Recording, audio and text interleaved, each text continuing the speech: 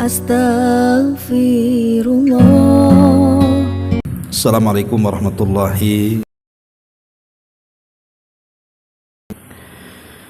Alhamdulillah wassalatu wassalamu ala rasulillah wa mawalah wa la hawla wa la quwwata illa billahi wa ba'du.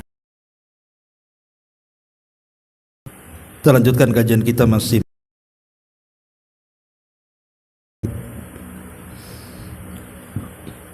dari Jawami'ul Kalim, kalimat-kalimat singkat Nabi namun syarat dengan makna. Dan kita halaman ke-101 poin ke-27 tentang beberapa wasiat Nabi sallallahu alaihi wasallam. Coba perhatikan bukunya, Bu. Kita baca hadisnya baru kita jabarkan sedikit. An Abi Hurairah radhiyallahu anhu qala awsani khalili sallallahu alaihi wasallam bi thalathin siyami thalathati ayyami min kulli syahrin wa rak'atai ad-duha wa an udira qabla an anam. Muttafaq. Dari Abu Hurairah radhiyallahu an, namanya Abdurrahman ibn Sakhr, beliau berkata, telah bersabda kekasihku, maksudnya Nabi sallallahu alaihi wasallam, kemudian berwasiat kepadaku dengan 3 perkara. Pertama, dengan berpuasa 3 hari dalam sebulan. Kemudian yang kedua, mengerjakan salat duha 2 rakaat. Dan yang ketiga, mengerjakan salat witir sebelum tidur. Taib, ma'asyiral muslimat yang dimuliakan Allah subhanahu wa ta'ala, hadis ini adalah hadis yang sangat mulia sekali karena menjelaskan 3 amalan yang 3-tiganya penuh dengan keutamaan. Pertama, puasa ayyamul bid, yang kedua 2 rakaat duha, dan yang ketiga salat witir. Baik, kita akan rinci satu persatu. Pertama di sini puasa ayyamul bid.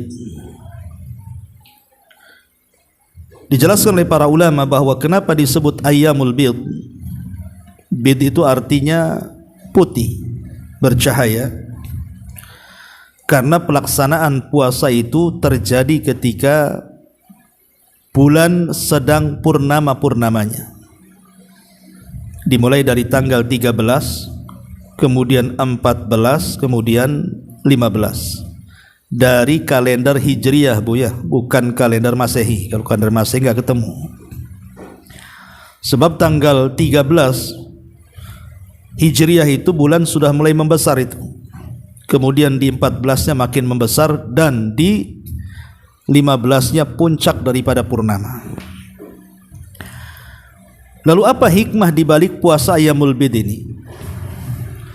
Kita tahu bahwa Nabi sallallahu alaihi wasallam pernah mengatakan kepada Ummuna Aisyah radhiyallahu anha, "Ista'idzi bil qamar." Wahai Aisyah, mintalah perlindungan kepada Allah Subhanahu wa taala dari bulan purnama.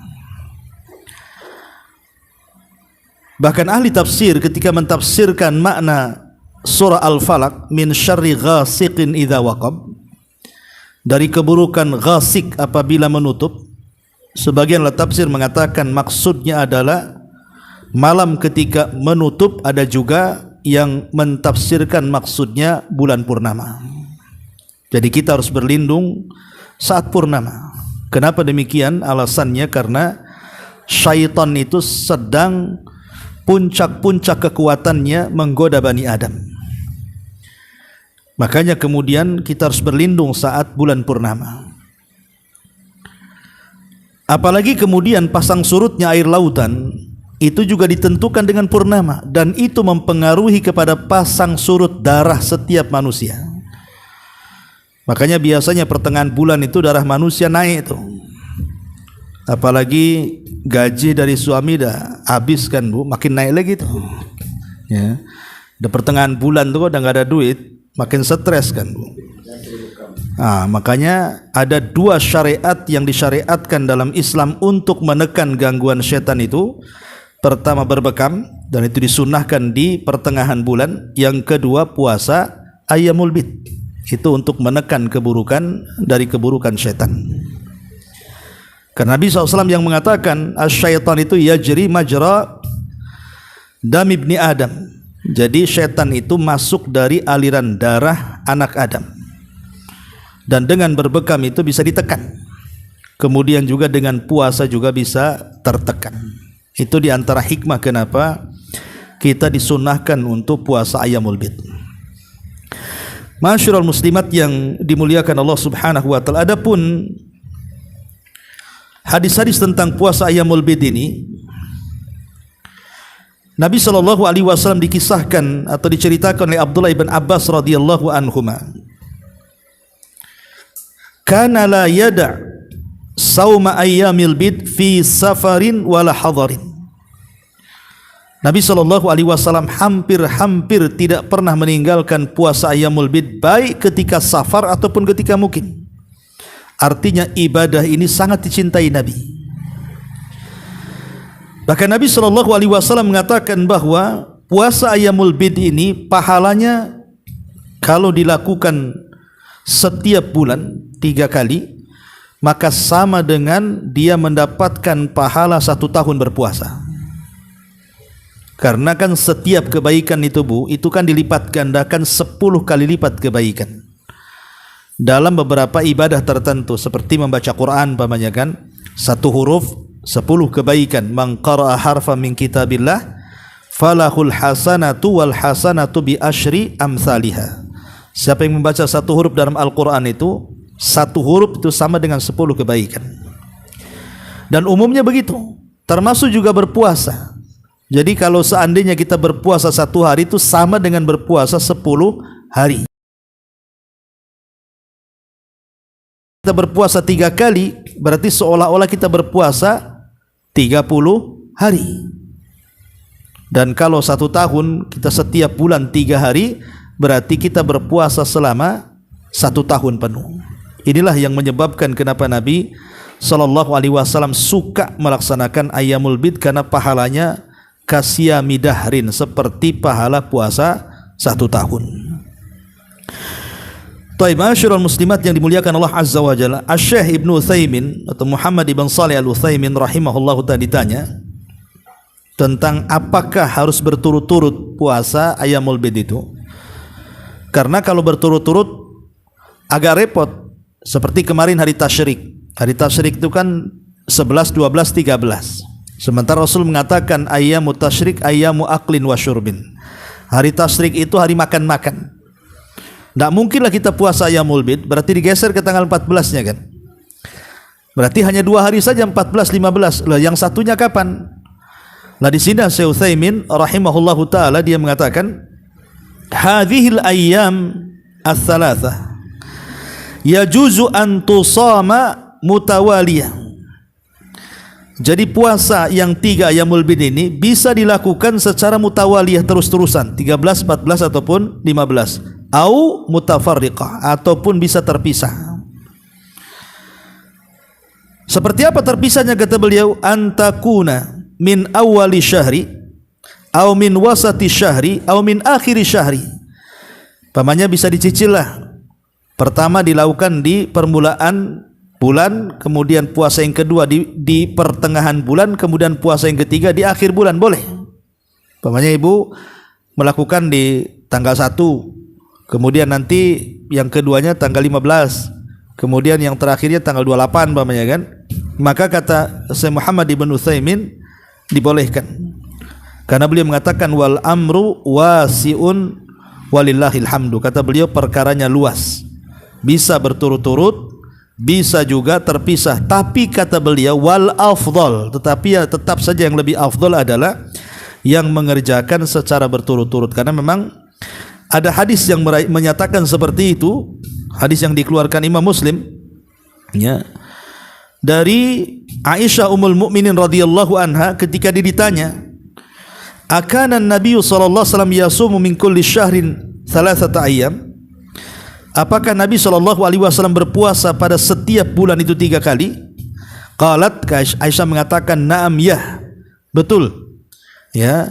Kemudian di beberapa riwayat disebutkan tentang tanggalnya dari tanggal 13, 14 dan 15. Artinya kalau dilakukan berturut-turut tentu lebih utama. Tapi kalaupun tidak berturut-turut maka dibolehkan. Adapun secara umum faedah tentang puasa ini, pertama, annaha tudhibu adranal qalbi. Puasa ini bisa menghilangkan penyakit-penyakit hati, Bu. Terutama syahwat-syahwat itu bisa ditekan dengan berpuasa. Kemudian juga yang kedua,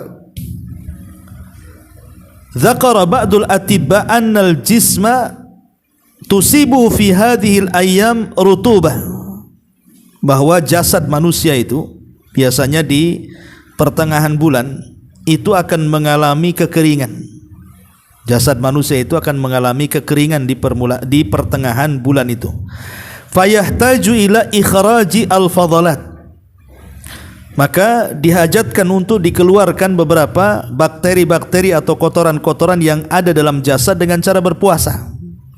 Ini juga diantara yang disebutkan oleh ulama atibba, ya, pakar-pakar kesehatan, ya. Dan banyak lagi kalau kita cerita tentang faedah puasa secara umum. Tapi yang jelas bahwa Nabi SAW sangat suka dengan puasa Ayyamul Bid ini. Ini yang pertama.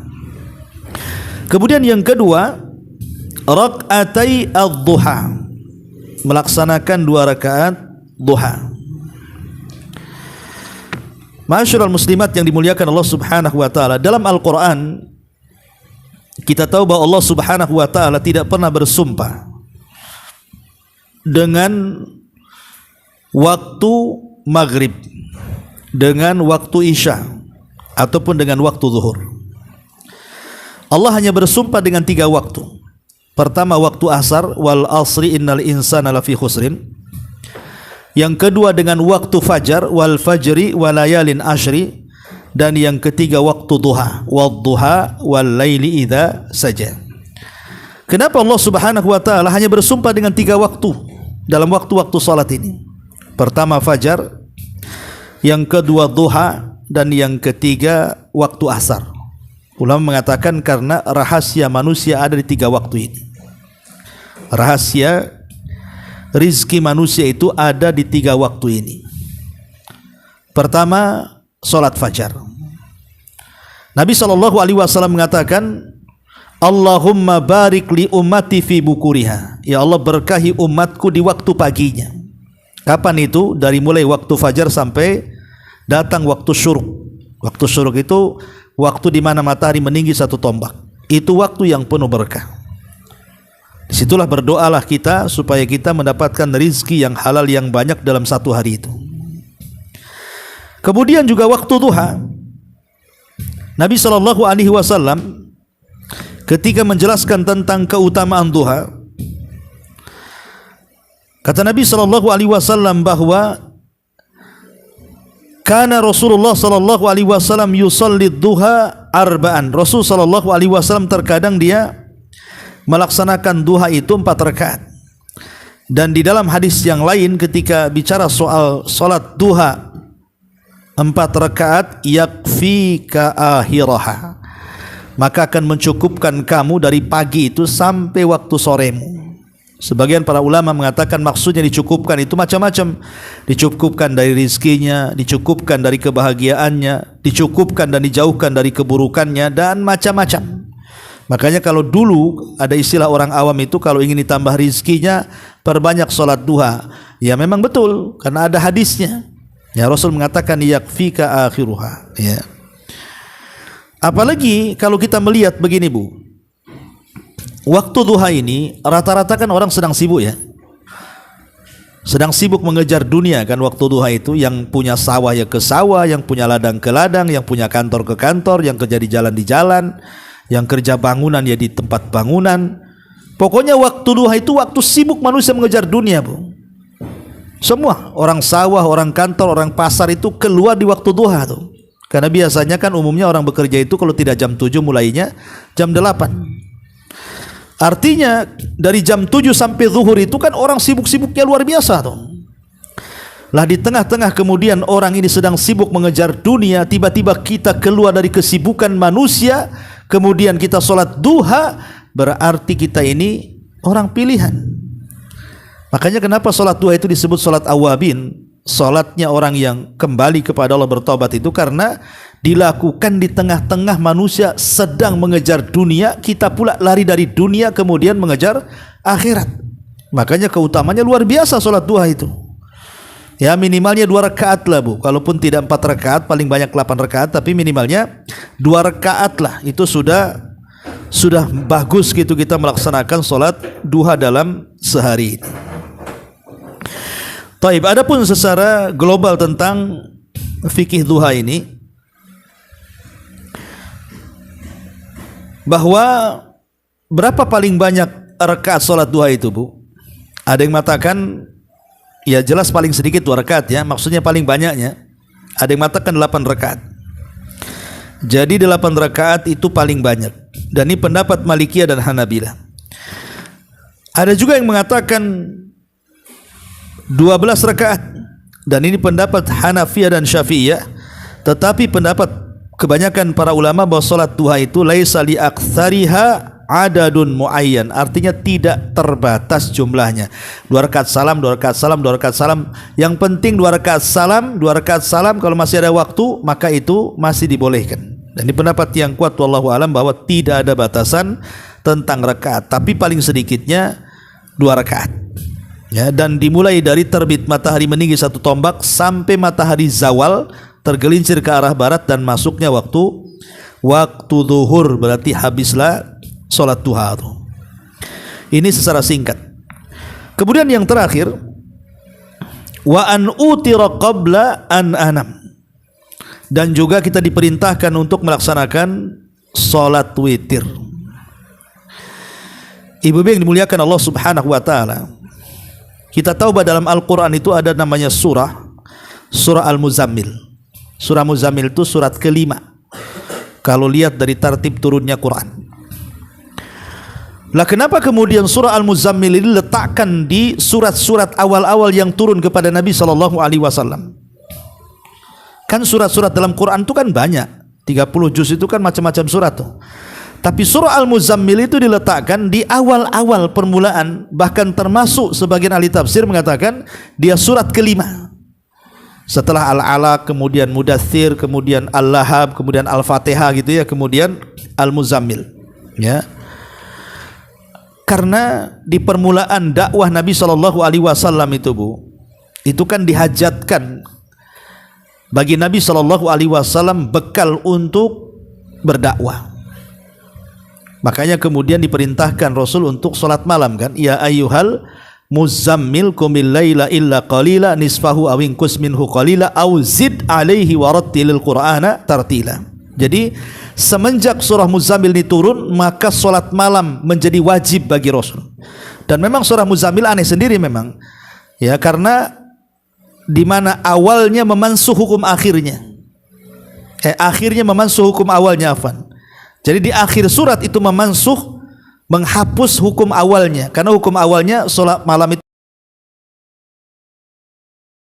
Dan di akhir surat, maka Allah Subhanahu wa taala menghapus kewajiban sholat malam bagi umatnya, tapi tidak menghapus kewajiban sholat malam bagi Nabi sallallahu alaihi wasallam. Jadi sholat malam itu wajib bagi Rasul, termasuk witir. Ya. Dari sini kata para ulama, setiap dai itu kalau dia seorang pendakwah, maka justru bekal dakwah itu yang paling penting di malam hari.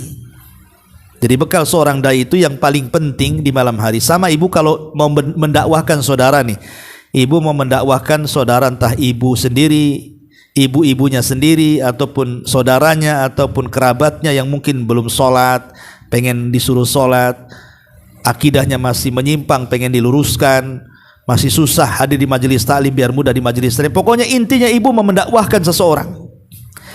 Lah rahasia suksesnya dakwah itu Bu ada di malam hari. Rahasia suksesnya dakwah itu ada di malam hari. Kenapa? Karena di malam hari itu ada doa yang pasti mustajab. Karena Allah Subhanahu wa taala kan turun tuh pada sepertiga malam akhir itu, Bu.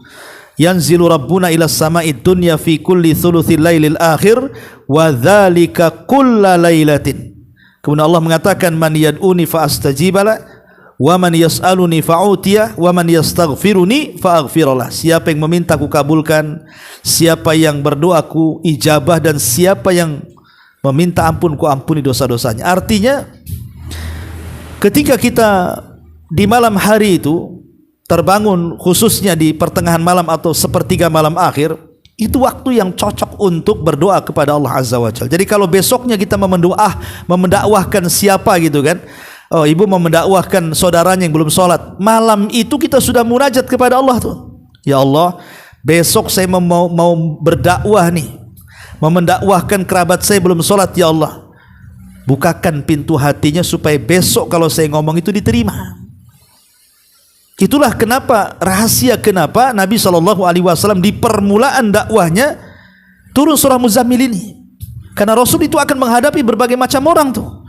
Makanya seorang dai itu harus punya waktu di sepertiga malam akhir itu. Karena itulah senjata dakwah setiap para dai. Ini juga salah satu membantu dakwah. Ya. Lah di antara solat yang sangat dianjurkan di malam hari itu adalah solat witir. Solat witir ini Bu, ini solat yang paling singkat dari seluruh solat yang ada. Karena bisa dilakukan dalam satu rakaat. Ibu bisa baca surat yang paling pendek dalam Quran. Inna a'tayna umpamanya kan, paling pendek itu kan Bu. Kan surat dalam Quran yang paling pendek itu berapa Bu? Ada 3 ayat, 3 surat kan, yang terangkai dari 3 ayat. Pertama surah An-Nasr, Alam Nasrah, surah An-Nasr, Alam tara kaifa fa'ala rabbuka bi ashabil fil, alam yaj'al kaidahum fi idza jaa nasrullahi wal fath. Ini surah An-Nasr.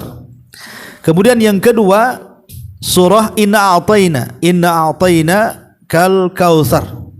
Inna a'tayna kal kautsar. Ini kan surah-surah pendek Bu. Paling pendek itu Inna a'tayna. Lah kalau ibu baca Inna a'tayna ini satu rakaat saja sudah bisa tuh. Saya kira enggak memakan 10-20 menit kan Bu. Tetapi pahalanya luar biasa. Kenapa? Karena ada 5 perkara Bu dalam salat witir ini yang ibu harus pahami. Pertama Bu, ini rahasianya ya, kenapa kita dianjurkan salat witir. Pertama karena salat witir itu salat yang dicintai Allah. Nabi SAW mengatakan, "Autiru ya ahlal Quran, fa innallaha witrun yuhibbul witra." Apa kata Rasul? Salat witirlah wahai orang-orang yang cinta dengan Quran, karena Allah itu witir, ganjil maksudnya, dan mencintai yang ganjil-ganjil. Jadi salat witir itu pertama salat yang dicintai Allah. Ini yang pertama. Yang kedua, salat witir itu salat yang dicintai Nabi. Karena dalam hadis yang dikeluarkan Bukhari dan Muslim dari hadis Ibnu Umar radhiyallahu anhuma, kana Nabi sallallahu alaihi wasallam yusalli fis safari ala rahilatihi haitsu tawajjahat bihi yumi'u ima'an salatal laili illal faraid wa yutiru ala rahilatihi. Jadi kata Ibnu Umar radhiyallahu anhuma, Nabi sallallahu alaihi wasallam itu salat ketika safar di atas kendaraannya. Salat di atas kendaraannya ketika safar sambil mengisyaratkan dengan kepalanya. Beliau terkadang salat malam, tapi kalau salat wajib beliau tidak pernah salat di atas kendaraan turun. Dan beliau pun melaksanakan salat witir di atas kendaraannya. Lihat bagaimana witir ini ibadah yang dicintai Rasul. Sampai Rasul tidak pernah meninggalkan witir ini baik ketika safar ataupun ketika mukim. Jadi pertama salat witir salat yang dicintai Nabi, dicintai Allah. Yang kedua salat witir itu salat yang dicintai Nabi SAW. Dan yang ketiga, orang yang melaksanakan salat witir itu dia tidak termasuk orang-orang yang lalai. Nabi mengatakan, man qama bi asyri ayatin lam yuktab minal ghafilin, wa man qama bi mi'atin kutibat minal qanitin, wa man qama bi mi'ati wa man qama bi alfin kutiba minal muqantarin. Barang siapa yang bangkit salat dengan membaca 10 ayat saja, niscaya dia tidak ditulis termasuk orang-orang yang lalai.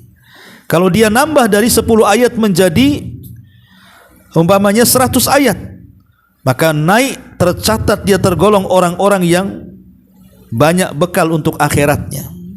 Dan kalau sampai dia membaca 1000 ayat gitu ya, maka dia mendapatkan pahala yang tak terhingga banyaknya.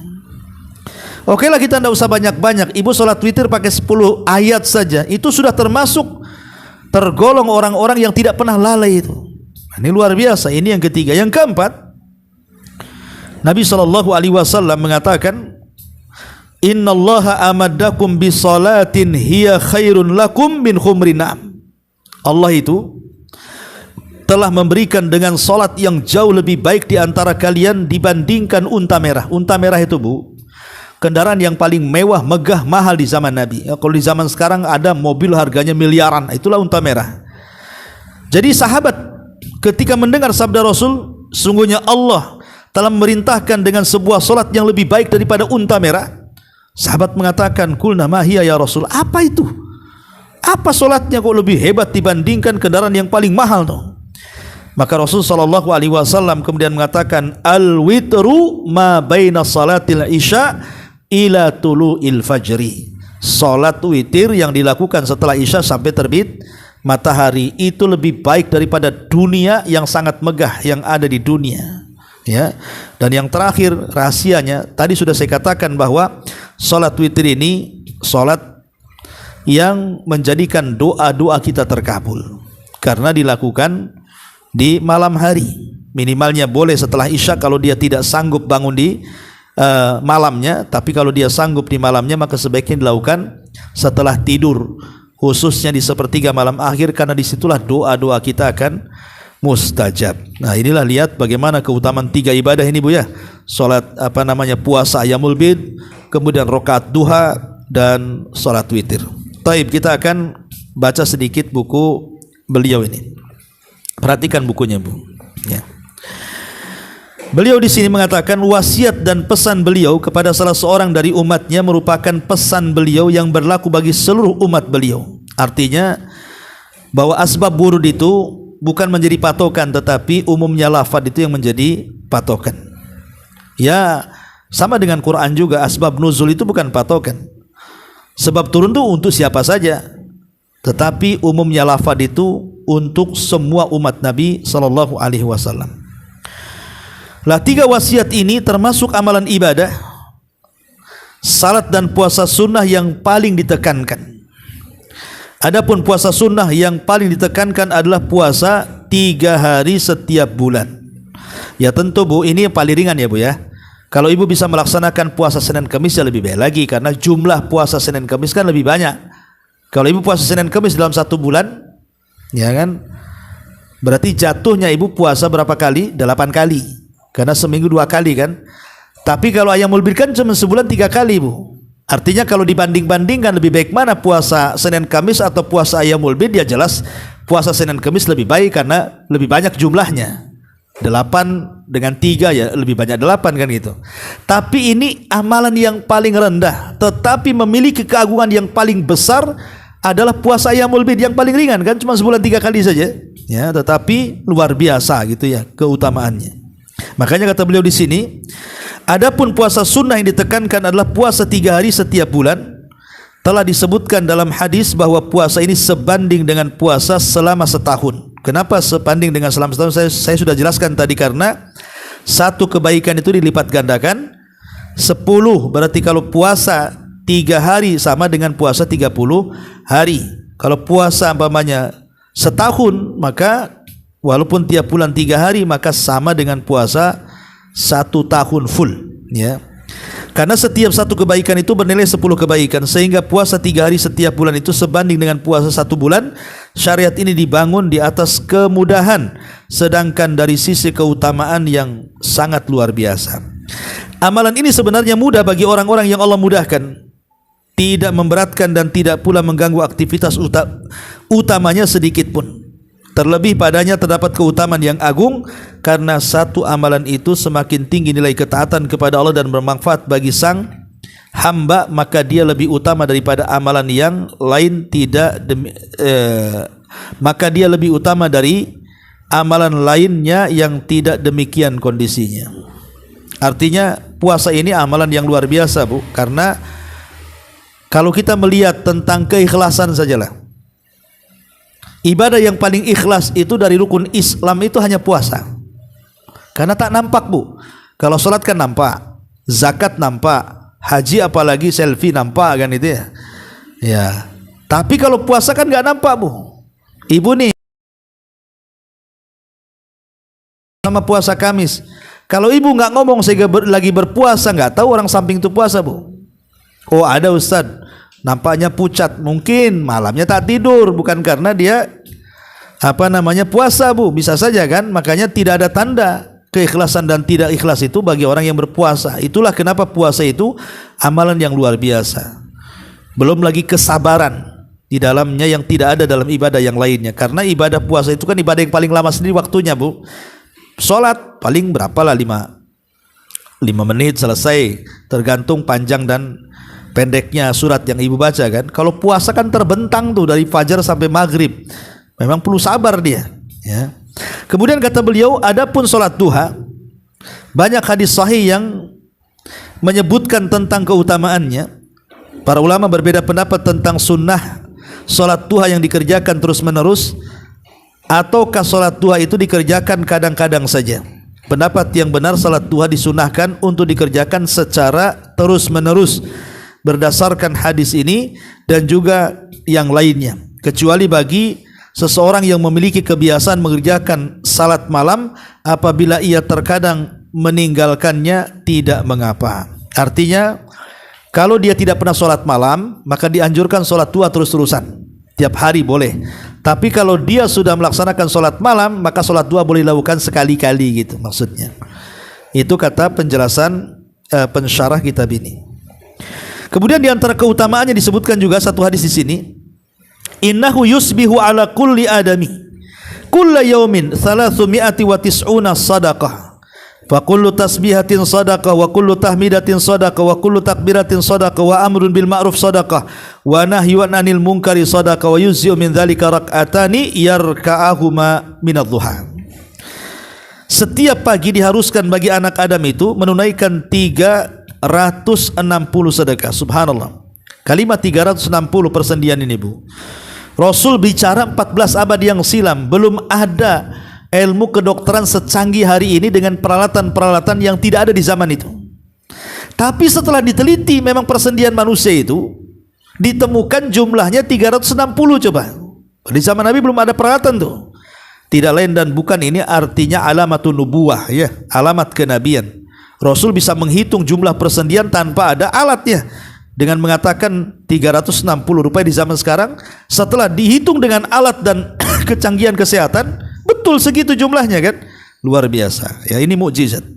Kemudian Rasul mengatakan setiap tasbih ucapan subhanallah sedekah, setiap tahmid ucapan alhamdulillah sedekah, setiap takbir ucapan Allahu akbar sedekah, memerintahkan kepada kebaikan sedekah, mencegah dari keburukan sedekah. Tetapi kata Rasul, Anda tidak perlu melakukan semuanya, cukup 2 rakaat, 2 sudah mencukupkan semuanya. Luar biasa ya. Jadi semua sedekah-sedekah ini dicukupkan dengan 2 rakaat duha. Kemudian yang terakhir, adapun salat witir, ia termasuk sunnah yang ditekankan. Nabi SAW sangat menekankan umat ini untuk mengerjakannya. Beliau pun senantiasa mengerjakannya, baik ketika mukim ataupun ketika safar. Jumlah minimalnya adalah 1 rakaat. Jika mau, dia boleh melakukan 3, 5, 7, bahkan 11 rakaat. Bisa dikerjakan dengan 1 kali salam atau salam pada 2 rakaat. Witir dimulai sejak selesai sholat isya sampai terbit fajar. Wallahu alam. Ini diantara keterangan singkat dari beliau Syekh As-Sa'di atau Syekh Abdurrahman Ibn Nasir As-Sa'di rahimahullahu ta'ala. Tapi Bu, sebelum saya tutup, kalau ada yang bertanya silakan.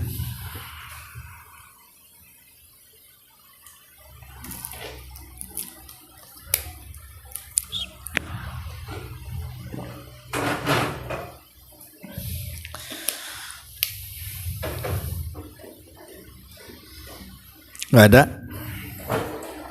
Oh.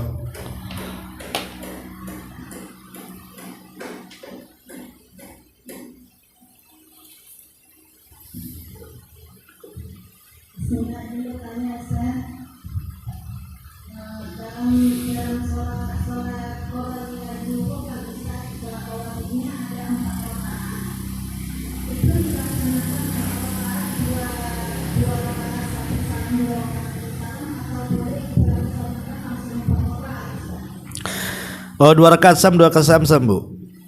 4 rakaat sebelum zuhur. Iya. 4 rakaat sebelum zuhur atau 4 rakaat setelah zuhur sekalipun, itu kalau qobliyah atau ba'diyah itu dikerjakan 2 rakaat salam, 2 rakaat salam Bu. Jangan digabung, ya. Begitu syariatnya. Sama dengan witir juga, walaupun witir itu banyak Bu. Ya. Ada yang mengatakan 2 rakaat salam, tapi yang satunya 1 rakaat salam biar sama jumlahnya ganjil. Ya.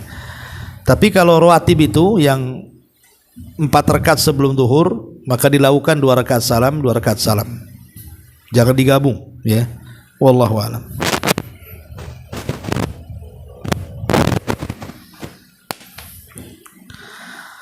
Sudah? Baik, kalau sudah kita tutup. Subhanakallahumma bihamdika, asyhadu an la ilaha illa anta astaghfiruka wa atubu ilaik.